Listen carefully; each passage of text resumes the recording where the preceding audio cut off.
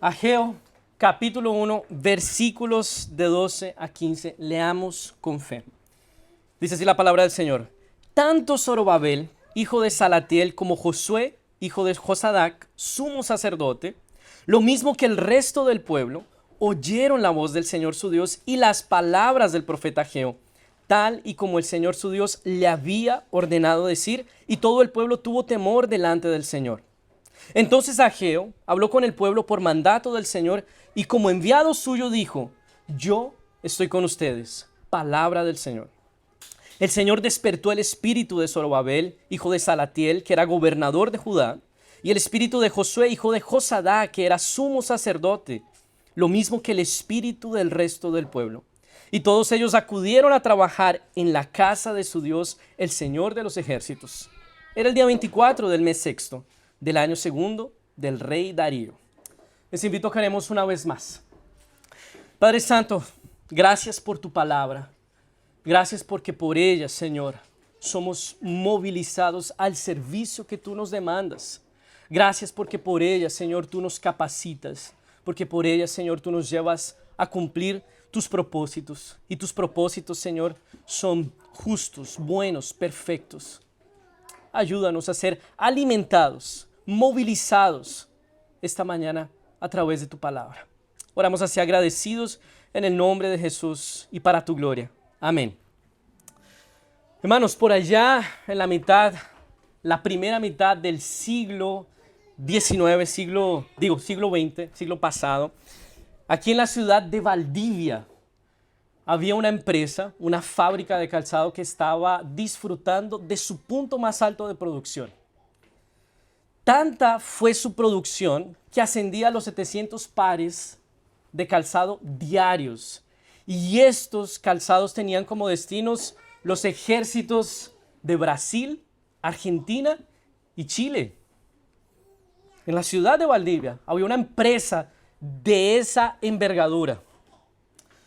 Comenzó a crecer constantemente, consistentemente, y ese crecimiento le permitió construir un complejo industrial en la isla Teja.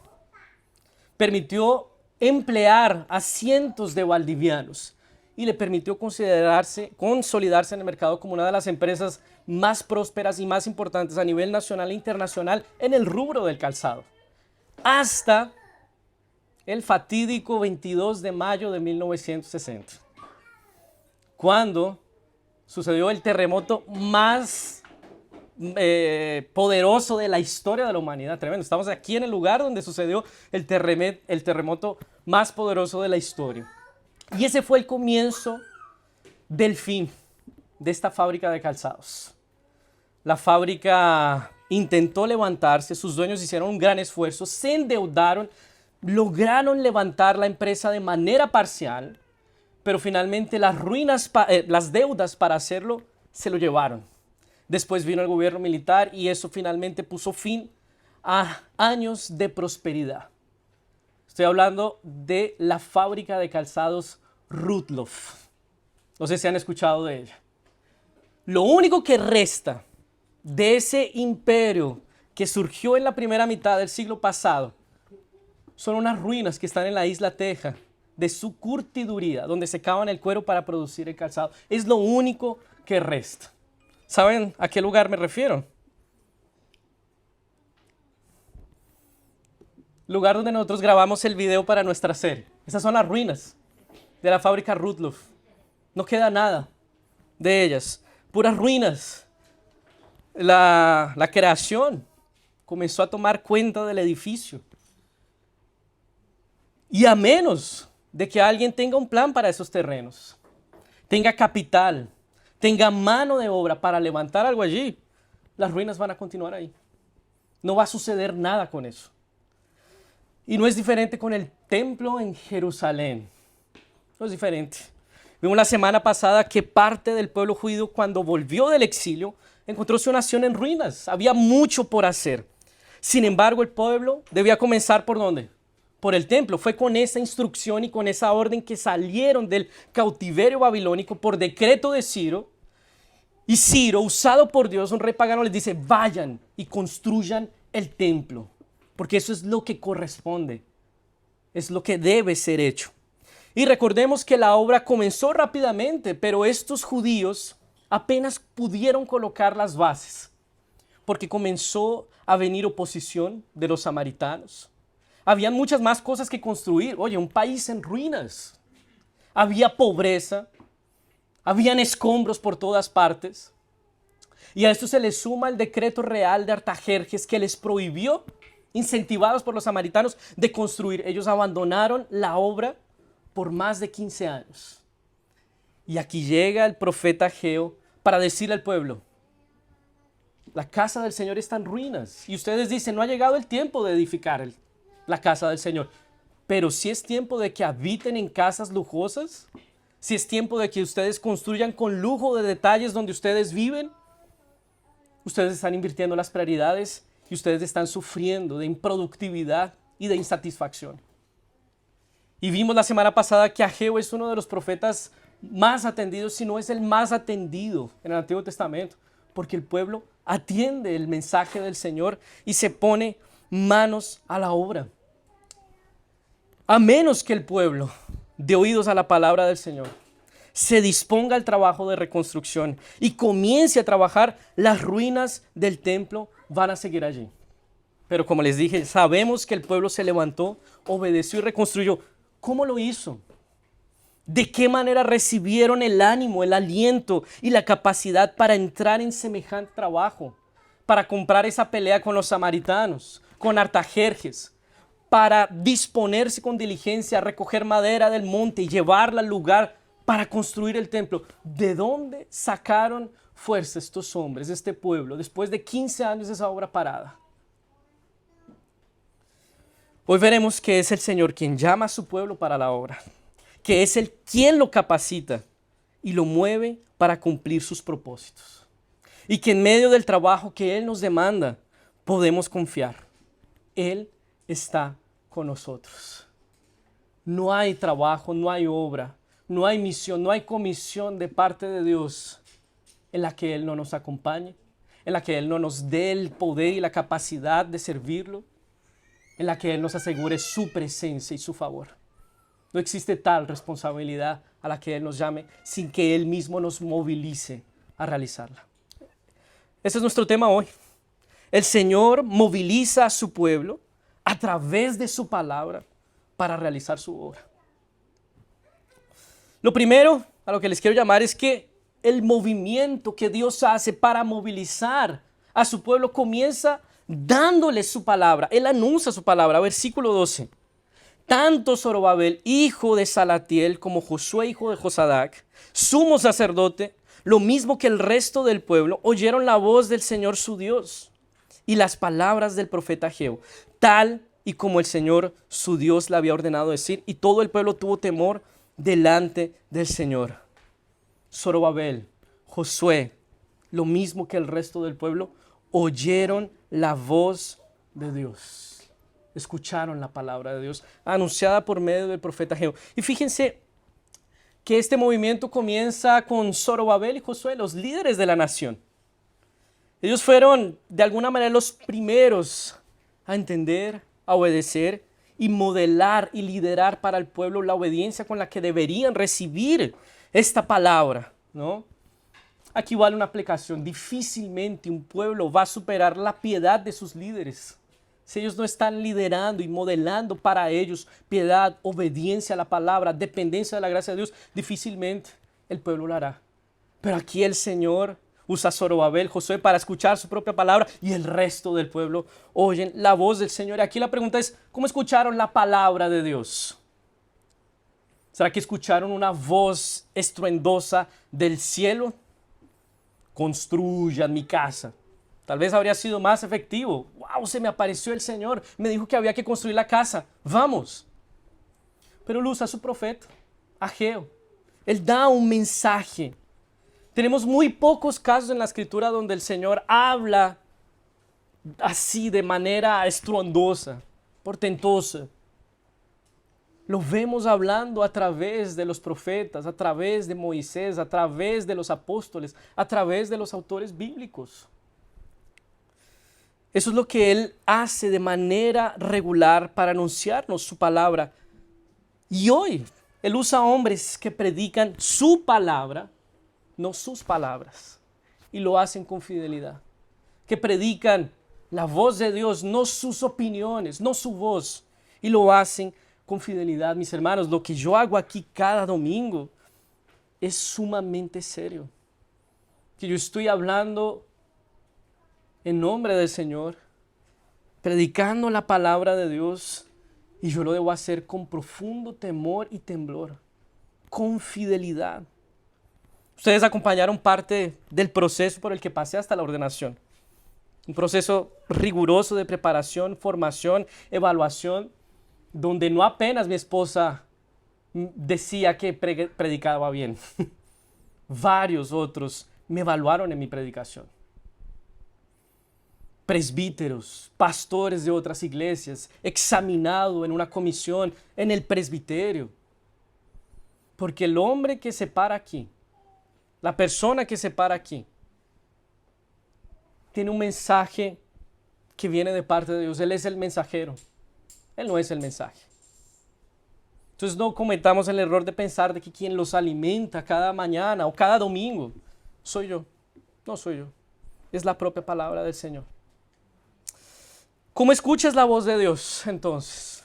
Leyendo la Biblia, estudiando y meditando en ella. Escuchas la voz de Dios cuando participas del culto y atiendes a la palabra predicada con fidelidad.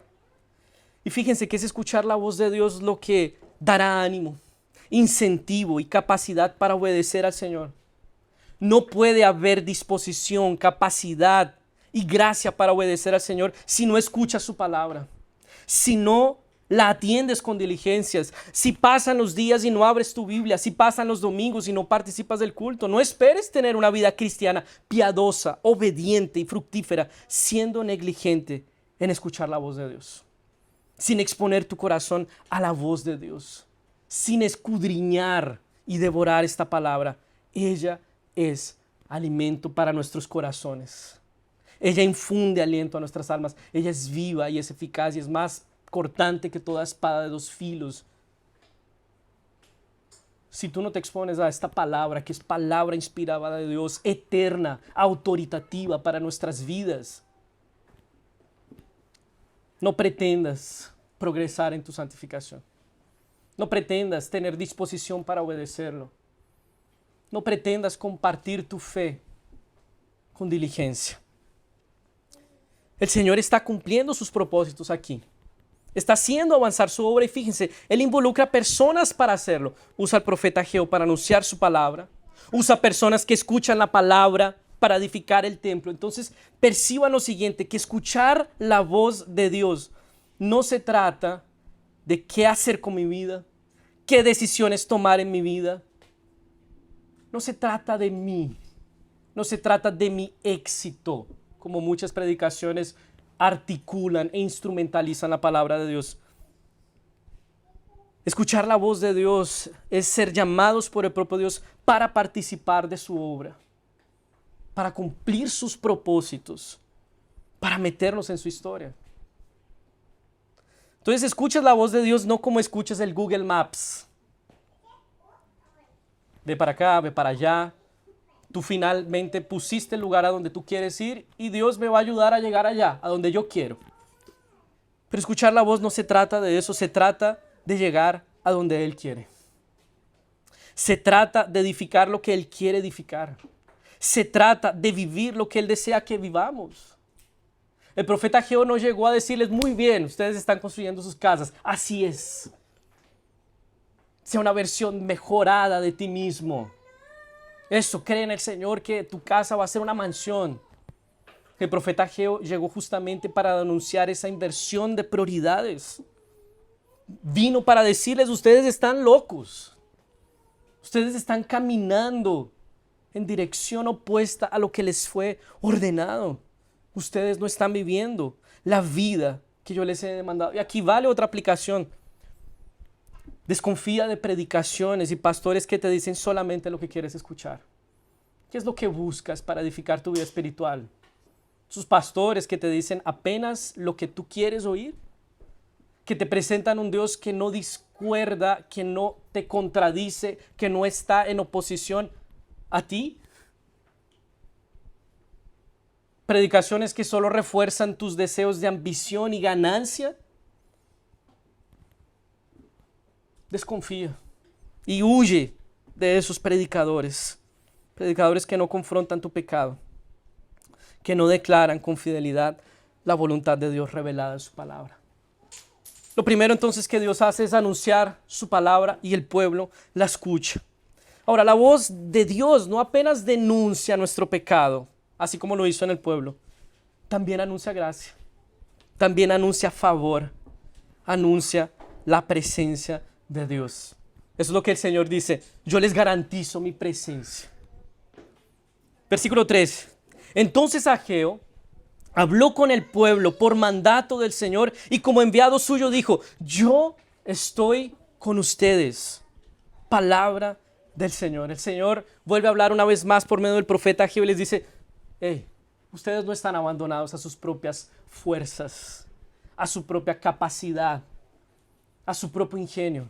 Yo estoy con ustedes. Y esto era lo que el pueblo necesitaba escuchar, porque este pueblo estaba enfrentando una nación arruinada, un templo arruinado, falta de recursos, la oposición de los samaritanos, el decreto real de Artajerjes. No iba a ser con coaching o actitud positiva que este pueblo se iba a levantar y a edificar. No iba a ser con: no estés mal, todo va a salir bien. Eso no sirve para nada. Este pueblo necesitaba escuchar: yo estoy con ustedes. Necesitaban la palabra de Dios asegurándoles: si Dios es por nosotros, ¿quién contra nosotros? El Señor está diciendo a este pueblo: hermanos, ustedes no pueden, pero yo sí, por eso estoy con ustedes.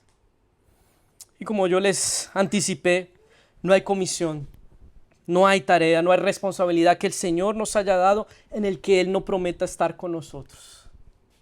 Sin su presencia, sin su favor, nada podemos hacer, es imposible. Él está con nosotros, Él está contigo. Fue lo que el Señor dijo a Moisés en dirección a la tierra de Canaán, liderando ese pueblo murmurador, con los egipcios atrás, con una tierra por delante la que había que conquistar. Y el Señor dice: mi presencia irá contigo y te dará descanso. Es lo que el Señor le dice a este pueblo por medio del profeta Ageo. Es lo que dice Jesucristo a sus discípulos cuando los comisiona: yo estoy con ustedes todos los días y hasta el fin del mundo. No es una misión imposible, porque Él está con nosotros. El Señor promete estar con su pueblo. Yo creo que gran parte de nuestra falta de obediencia al Señor, a su llamado, al servicio, al compromiso, al evangelismo, puede ser explicada por nuestra falta de recordar y escuchar que el Señor está con nosotros.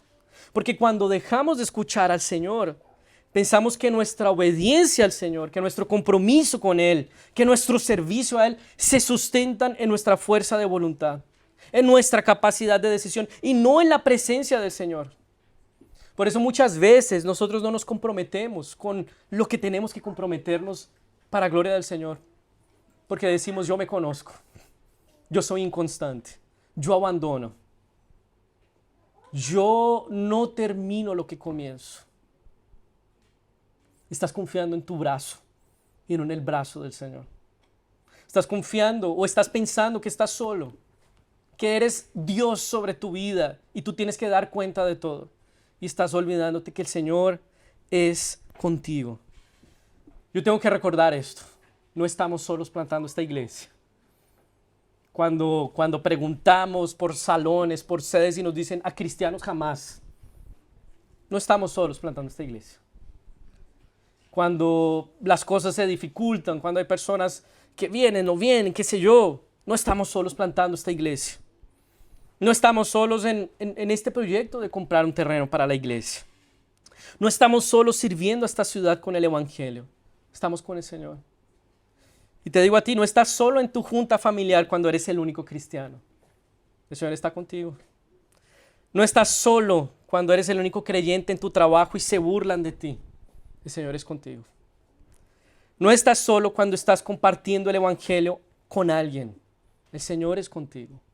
Niños, el Señor es con ustedes. Eso es una realidad para ustedes también. El Señor los acompaña. Cuando estén asustados, con miedo, tal vez en la noche, el Señor siempre es con ustedes. Él lo prometió así. Confíen en eso. Esa es una realidad que no descansa en palabras vacías. ¿Saben en dónde descansa esa realidad de que Él es con nosotros? En el Emmanuel. En la palabra de Dios que se hizo carne. En aquel que se metió dentro de piel y hueso y habitó en nosotros para acompañarnos para siempre, para atendernos en nuestras aflicciones, para acompañarnos en nuestro dolor. Es en Él que tenemos la garantía de que Él está con nosotros y Él permanece a nuestro lado y en nosotros hoy por el Espíritu Santo que nos fue dado. No dejes de escuchar y recordar que Él es contigo. Ahora el Señor nos da su palabra, en ella nos denuncia, por ella también nos da gracia, nos asegura su presencia y por ella moviliza nuestros corazones para la obra. Es nuestro último punto, versículos 14 y 15. El Señor despertó el espíritu de Zorobabel, hijo de Salatiel, que era gobernador de Judá, y el espíritu de Josué, hijo de Josadá, que era sumo sacerdote, lo mismo que el espíritu del resto del pueblo, y todos ellos acudieron a trabajar en la casa de su Dios, el Señor de los ejércitos. Era el día 24 del mes sexto del año segundo del rey Darío. El Señor hizo todo. Él dio su palabra. Él les aseguró su presencia. Él les movió los corazones. En la obra del Señor nosotros no podemos gloriarnos de absolutamente nada. No podemos sacar pecho y decir, ¿qué haría el Señor sin mí? ¿Qué haría el Señor sin esta iglesia aquí en Valdivia? Él hizo todo. Entonces, no te equivoques pensando que el Señor es impotente, que Él anda agarrándose la cabeza, preguntándose, ¿quién será que responderá a mi llamado? ¿Quién va a comprometerse? ¿Quién va a reconstruir mi templo? No. Es una imagen pobrísima, antibíblica, diabólica de Dios. El Señor es soberano. Él mueve los corazones para el servicio. Despierta nuestros espíritus para que lo sirvamos, para que lo obedezcamos. Nuestros corazones están en su mano y Él los inclina para donde Él quiere.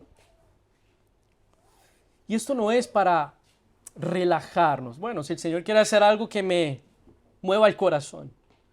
Esta es una realidad para que nosotros roguemos al Señor, busquemos y oremos y pidamos a Él que mueva nuestros corazones, que trabaje nuestros corazones, que haga nuestros corazones lo que fuerza de voluntad no puede. Porque Él tiene poder para hacerlo. Él es quien puede cambiar nuestra indiferencia en profundo compromiso con su obra. Él es quien puede transformar esa inconsistencia e inconstancia espiritual en disciplina y servicio al Señor. Él es quien puede cambiar tu corazón reincidente en pecados por un corazón que depende de la gracia del Señor. Él es quien puede volver nuestros corazones generosos para contribuir con su obra. Entonces pidamos al Señor que lo opere en nuestros corazones. Hay algo aquí que es importante destacar. Fíjense en el versículo 14 ya al final. Lo mismo que el espíritu del resto del pueblo. Y todos ellos acudieron a trabajar en la casa de su Dios. Todos acudieron a trabajar a la casa de Dios. Hermanos, no hay desempleados, no hay jubilados, no hay inútiles en la obra de Dios. Todos somos llamados a participar. Todos somos llamados a construir. Todos somos llamados a adorar. Algunos van a ser designados para liderar y dirigir, como Zorobabel y Josué. Pero todo el pueblo también es llamado a trabajar. Tú también eres llamado para servir. Esa palabra también es para ti. No pienses en los más maduros espiritualmente, en los que tienen más años. Tú puedes servir al Señor también. Y Él lo hace por su palabra, asegurándote su presencia y moviendo tu corazón. Mis hermanos, tenemos mucho trabajo en esta plantación. Estamos creciendo, gracias a Dios, y ese crecimiento necesita verse reflejado en las diferentes áreas de la iglesia, en la alabanza, en lo audiovisual, en la organización de la iglesia todos los domingos, en la contribución financiera, en la participación en las reuniones, en las visitas los unos a los otros. En el corto plazo, nosotros queremos iniciar los grupos en casa y necesitamos anfitriones para recibir esos grupos y recibir a los hermanos. Estamos pensando en una actividad mensual para los niños. Necesitamos personas para cuidar de esto. Hay mucho para hacer. Hay mucho trabajo. Y todos son llamados a participar y a servir en la obra del Señor. Él te convoca para ella. El Señor te ha dado su palabra. Entonces escúchala. Atesórala en tu corazón. Porque por ella, Él te asegura su presencia. Por ella, Él moviliza tu corazón al servicio. No puedes progresar en tu vida cristiana. No puedes servir al Señor con diligencia sin exponerte constantemente a su palabra. Es así como el Señor moviliza a su pueblo para el servicio. Y fíjense que es así, de la misma manera que el Señor salva a los suyos también. No lo hace por causa de algo que ellos hagan, lo hace por pura gracia. Él anuncia el evangelio por medio de personas. Él regenera los corazones por medio de su espíritu para que los suyos respondan con fe y arrepentimiento al evangelio. Es así que el Señor salva, es un regalo, es por gracia. Somos salvos y no hay nada de que jactarnos. Es un regalo precioso y costoso de parte de Dios para nosotros. No cuesta para ti, pero costó para Él su propio Hijo Jesucristo. Hermanos, este mundo necesita restauración y redención. Y el Señor lo va a hacer. El Señor va a recrear. Porque este mundo está en ruinas. Él hará nuevos cielos y nueva tierra. Lo cubrirá con su gloria. No habrá pecado en ese nuevo mundo. No habrá sufrimiento. No habrá injusticias. No habrá llanto. No habrá lágrimas. Este mundo dejará de caerse a los pedazos. Como viene sucediendo. ¿Por qué? Porque la presencia de Dios estará allí de manera perfecta, sin pecado. Y mientras que ese tiempo no llega, somos llamados por el propio Dios a anunciar su evangelio, dando testimonio de Jesucristo, el Redentor. Y a ti que no conoces al Señor o que no has participado de Él, solo hay una manera de participar de esa restauración a la que Dios está dirigiendo este mundo. Y es por medio de Cristo. Solo en Él y por Él podremos entrar y participar del reino de Dios. Es solamente por la fe en Jesús, creyendo en Él, en su obra, descansando en Él, desistiendo de ser tu propio Salvador. No puedes salvarte a ti mismo. Necesitas de Cristo. Entonces tú que aún no haces parte del pueblo de Dios, eres invitado a unirte por medio de Cristo, para perdón de tus pecados, al pueblo de Dios que trabaja al lado de Dios, que es movilizado por Él, anunciando el evangelio, sirviendo con buenas obras, pueblo que disfrutará de nuevos cielos y nueva tierra. No te conformes con este mundo. Este mundo tiene cosas muy buenas. Hay belleza en él, hay gracia común, hay cosas que nosotros podemos disfrutar en él. Pero es un error conformarse con este mundo, porque este mundo es comparable con las ruinas de la fábrica Rudloff. Pensando y en comparación con lo que el Señor hará con este mundo. Él lo glorificará, lo restaurará, lo recreará. Es un error pensar que lo mejor de esta vida se vive en este mundo. Lo mejor de la vida se vive por la eternidad al lado de nuestro Redentor en nuevos cielos y nueva tierra. Entonces, participa por Cristo de lo que el Señor hará aquí en este mundo. Y lo más importante, dale a tu corazón lo que más necesita, la presencia de Dios. Hoy estás escuchando la palabra. Atiende a su llamado. Confía en Cristo. Él promete estar contigo y Él moverá tu corazón. Y aquellos que son pueblo de Dios, hoy estás escuchando su palabra. Atiende a su llamado. Comprométete al servicio. Anuncia su evangelio y confía en Cristo. Él promete estar contigo y Él movilizará tu corazón. Amén. Vamos a orar una vez más para terminar. Padre Santo, gracias Dios por tu palabra, porque ella es la que origina, Señor, salvación. Ella es la que origina disposición al servicio. Ella es la que capacita, Señor, es tu propia palabra, Señor. Y gracias, Señor, porque tu presencia nos es asegurada por tu palabra que se encarnó y habitó entre nosotros, por Cristo Jesús. Ayúdanos a dirigir nuestras miradas y nuestros corazones al hecho en que tú, Señor, manifestaste, concretizaste tu palabra